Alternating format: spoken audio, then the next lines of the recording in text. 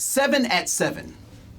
7 at 7. When I was 7 years old, I had this nightly routine that I had to undertake, which was our bedtime routine, right? And so at 7 o'clock, my parents would line us all up. I was the oldest, so I was the last one to go. And my mother would ask for three things from us. She wanted to make sure that we brushed our teeth, we washed behind our ears, and she gave us a big spoonful of cod liver oil. Now, I don't know about you, but cod liver oil was nasty. And so every night, 7 at 7, we would do the same thing. We'd line up and she'd make sure that we washed behind our ears, that we had brushed our teeth, and she gave us a big spoon of cod liver oil. Now, let's fast forward 30 years. Before I go to bed, what do you think I do? I brush my teeth, I wash behind my ears, and I do not drink cod liver oil, all right? But why do you think I do those things now? Because they were a routine when I was a kid, and now they are a habit. And all too often, people say, well, I need to change this habit, I want to change that habit, there's something about myself that I need to change. And if you want to make that change last, you must start with a routine. So let's talk a little bit about what a habit is, and then we'll talk about what a routine is, all right? So a habit is something that you've learned to do, and it's become automatic. It's a learned pattern of behavior that has become automatic. It's something you don't have to think about. Driving, for example. Not very many of us think, let me step on the brakes when I see red lights, right? It's almost an automatic thing. And driving has gotten so automatic for me sometimes that when I get home, I don't even remember how I got home. I don't remember the journey between where I left and arriving home. Has that happened to you? Yeah. Right? Because it's become automatic. But how have those things become automatic? They have been a part of a routine. And so to have good habits, you must have good routines. So look, what is a routine? A routine is simply scheduling behaviors that are not automatic. And you continually schedule those predetermined, pre-assessed behaviors that will lead you to your goals.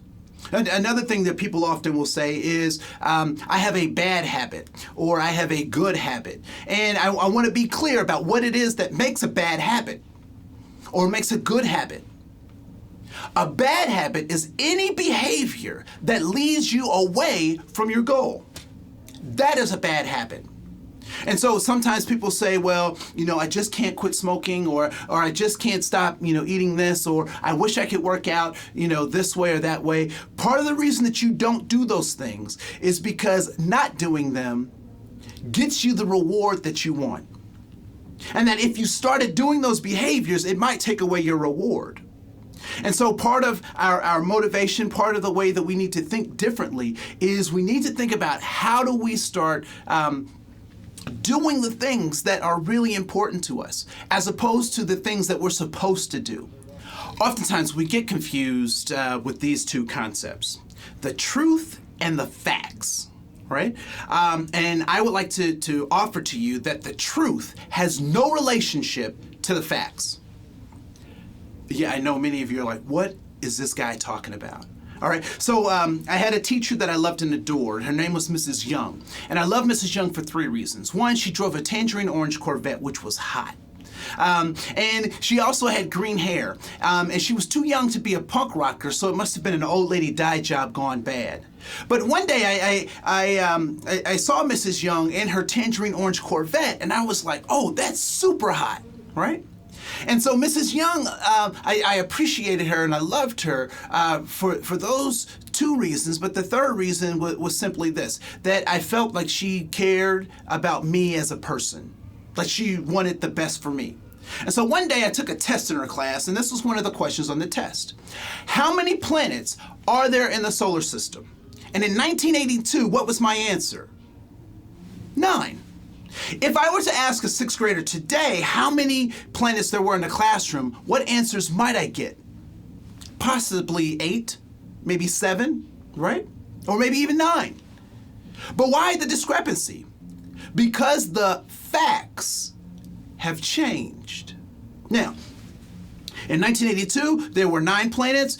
In today's world, there are, any number of planets. But why is that? because planet Pluto is under some kind of discrepancy. Some people say it's a planet, some people say it's not a planet, but it seems to be under some controversy. Now, how is it possible that for thousands of years there were 9 planets, documented 9 planets, and all of a sudden there's controversy as to if there are 9 or 8 or even 7 planets? The truth? So let's look at what the truth is. The truth simply is what you know now.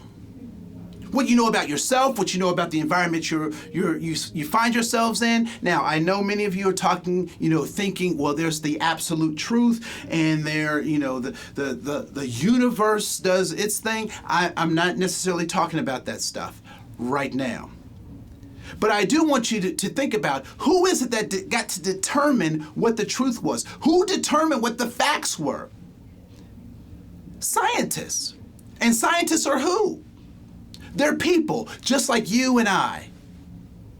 So if scientists get to determine what the truth is for us, who gets to determine the truth for us? Who should be determining the truth for us? Now, I remember growing up, when it's time to go to school, this big yellow thing pulled up, and I got on, and it took me to a place called school. Come to find out later that apparently I was in a special program called Head Start. Now, Head Start is a very interesting program because it is supposed to be for those people in poverty, those poor people who want to give their children a leg up or an opportunity to meet the grade level and meet the achievement level of their counterparts. But the thing that I thought was very interesting was that the facts in my family were that we did not have a lot of money. The facts were that we were could be considered poor. The facts were that my parents were struggling college students trying to make a life out of the limited resources that they had exposed to them. Those were the facts. The truths were supposed to be that we would stay poor, that I would have a limited educational experience, that my environment, the neighborhood that I grew up in, should have been the dictator of my destiny. But in our house, we had a different truth. We established the truth. Because although we didn't have a lot of money, we had a lot of love. And I know some of you are cracking up about that, or you think that's pretty hokey. But I want to tell you that it's that love and that attention and that caring that my parents and my grandparents gave us that carried us through these storms. Because we got to determine what our truth is. The neighborhoods that we come from, the backgrounds that we have, the parents even that we've been given, do not have to determine what our truths are. Sometimes we get so caught up with the facts that we can't see or determine our own truths.